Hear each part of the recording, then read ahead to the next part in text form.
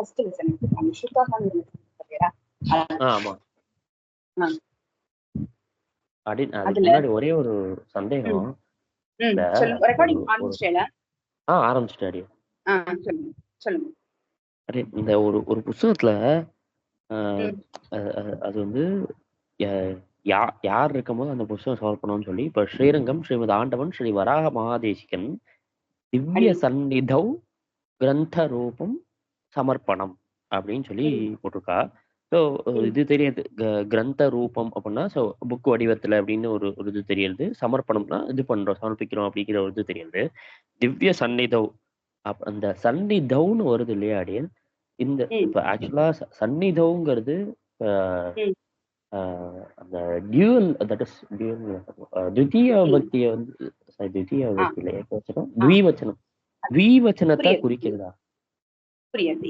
இல்ல அது வந்து அகாராந்தமா இருந்தாதான் த்விவச்சனத்தை குறிக்கும். 1.2 இல்ல 2.2. பட் இது வந்து சந்நிதின்னு இருக்கு இல்லையா, இகாராந்த சப்தம், ஸ்ரீலிங்க சப்தம் சந்நிதி. அந்த இகாராந்தத்தை எடுத்து பார்த்தெல்லாம் மதவுன்னு இருக்கும் பாருங்க.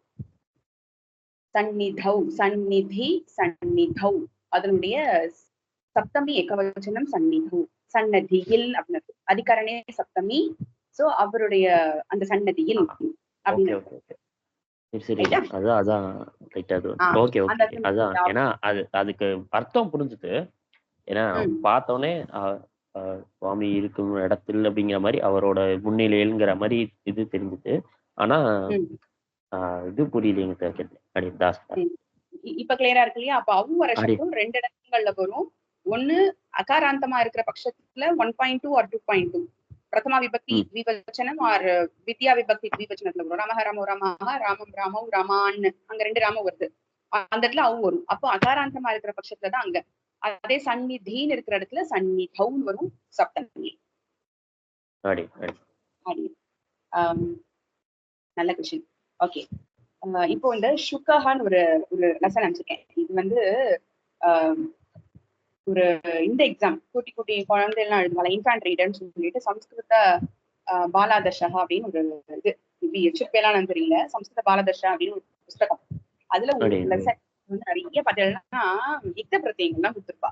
சோ அது இப்போ கொஞ்சம் புரியறதுக்கு ஈஸியா புரிஞ்சுக்கலான்றதுக்காக எடுத்தது.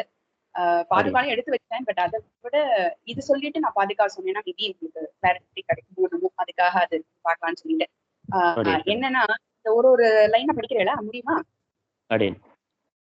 அதுல சந்தியும் இருக்கு, எல்லாமே பார்த்துட்டே போகலாம். அயம் சுகஹ பஞ்சரே வத்தஸ்திஷ்டதி. இந்த அயம் இருக்கு பாருங்க, நம்ம பார்த்தது. அதாவது அயம், இயம், இதம்னு பார்த்தோம், ஞாபகம் இருக்கா? அதாவது நம்ம கிட்டக்க இருக்கிறத வச்சு ஒண்ணு பார்த்தோம்.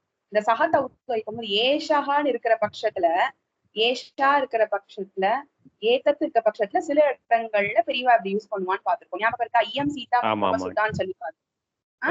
அந்த பிரயோகம் தான் ஐயஹா, ஐயம் அப்படின்றது ஏஷஹா மாதிரி. இந்த சுகஹா கிளியரா இருக்கா? இந்த சுகஹா ஐயம் நல்லா ஞாபகம் வச்சுக்கணும். கிட்டக்க இருக்கிற ஒரு வஸ்துவை சொல்றது. நம்ம கூட சொல்லணும், தூரக்க இருக்க வஸ்து கூட சில இடங்கள்ல கொடுத்துருக்கான்னு பிராக்கெட்ல போட்டுப்பா. ஆனா சில இடங்கள் இல்ல, அதுதான் அது பிரயோகமே. பட் ஆனா நம்ம பிரயோகத்துல எப்படி வச்சுருக்கோம்னா, அயம்ன்றது சமீபஸ்தல இருக்கிறது தான் வச்சிருக்கோம். சமீபஸ்த அப்படின்னா கிட்டக்க இருக்கிற அந்த இடத்தான் வச்சுருக்கோம் அப்படின்னா. அப்படின்னா இருக்கிற அப்படின்னு, ரைட்டா? சுகஹான்றது நல்லா தெரியும் இல்லையா? சுக்ராச்சாரியார். அப்புறம் வந்து பஞ்சரே அப்படின்றது என்ன விபக்தி? பஞ்சரே வந்து இதுதான் சப்தமி. அவ்வளவுதான், சப்தமி. பஞ்சரத்தில், கூண்டில். பத்தஹ திஷ்டதி, அந்த இடத்துல என்ன வாயிருக்கு? ஓகே, பத்தஹ பிளஸ் திஷ்டதி. ஓகே, அவ்வளவுதான், திஷ்டதி. இப்போ இந்த ஸ்தா தாத்து தான் இது ஒண்ணு இப்ப சொன்னேன் இல்லையா, அதுதான் ஸ்தா தாத்து. பத்தஹ திஷ்டதி. இந்த இடத்துல இந்த பத்தஹன்றது என்ன பிரத்யம்? யுக்த பிரத்யம். கர்த்தரில யூஸ் பண்ணிருக்காங்க. சுகஹா,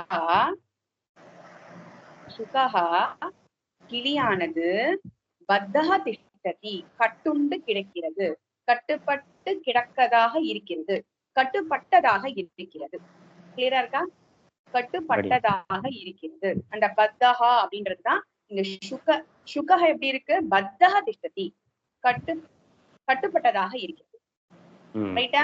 இதுதான் நான் கர்த்தரியில சொல்றேன் யூஸ் பண்றதுன்றது. சுகஹ திஷ்டதி எப்படி? பத்தஹ திஷ்டதி, கட்டுப்பட்டதாக இருக்கிறது. கிளியரா இருக்கா இந்த விஷயம் உங்களுக்கு? கர்த்தரியில இருக்கிறது இப்ப அடுத்து கர்மணியில வரப்போகுது இத்த பிரத்தியம். அப்ப அதுக்கு தான் அடியன் டிஃபரன்ஸ் காமிச்சுக்கிறேன் ரெண்டுத்துக்கும். கிளியரா இருக்கா அடியன்? புரியுது அடியன்.